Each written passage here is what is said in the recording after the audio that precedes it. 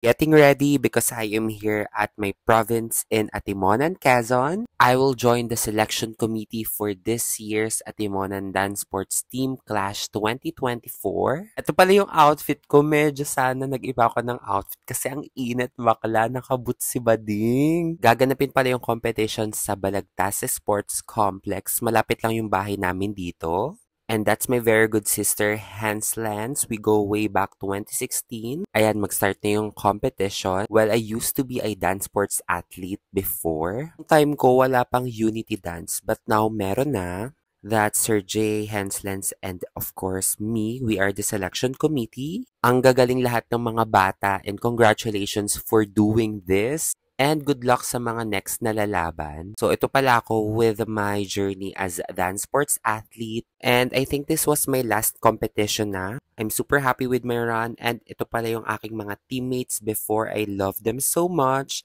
And this is my friend Jessery. Tapos na yung event and it's time to eat dinner. Of course, I'm with my circle of friends. Justin, Jade, Angel, and si Asset nasa labas siya. In fairness, may tugtugan pala dito. Ayan, yan si Asset. Tapos si Madam Justine, di ba? I think this is a resto bar. Dito kami kakain for tonight's dinner. Tapos after that, pag talagang nasa province kami, diretso kami 7-Eleven. Kasi yung 7-Eleven dito, nasa gitna ng bayan. So, perfect. Bibili lang kami ng onting alak for fun. And yes, nandito kami sa munisipyo, tapat ng munisipyo, waiting sa aming other friends. And it's time for movie night. We are going to watch Maliari.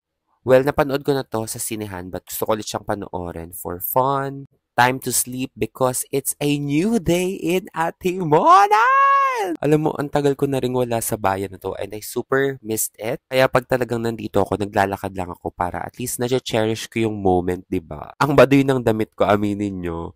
Nandito naman tayo sa palengke ng Atimonan para bumili ng mga kakanin kasi super favorite ko yan. And malapit na yung bahay namin dito pero hindi ako pumunta dun. So, ewan ko na lang. In fairness naman sa sunlight ng bayang Atimonan, ang sarap sa balat. Now, I'm heading to my other friend, it's Jane. This is zone 2 ng Atimonan. At dito ako magla-lunch and lagi akong nakikikain dito. Parang dito na nga rin ako nakatira. Pero hindi naman ako dito nakikitulog. Talagang nakikikain lang din. Tapos pakailamero din ako sa mga food nila. Kasi nga, minsan may masarap silang food. Ito pala yung alaga nilang dog, si Clea. Tapos pinabaunan din nila ako ng peanut butter. And the other dog, pala si Jane, yun yung itsura niya. O, diba? Friends kami since grade 4. At ngayon kasama out ko ulit si Madam at kakain kami dito sa Kuya Bert's. Bago lang to and I super love the food actually. 40 pesos lang yung dalawang fresh lumpia and then 39 pesos for a caramel macchiato 22 ounce. Pasabog, di ba?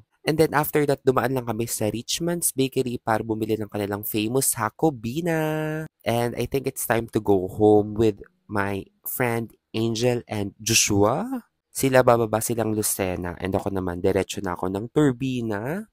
By the way guys, yung Turbina is part ng Kalambayan. So, alam nyo na. Kami naman ni Angel, friends kami since grade 5. Dito lang ako sa bus and inabot na ako ng Bagyo. And I think that's it. Bye! Follow for more!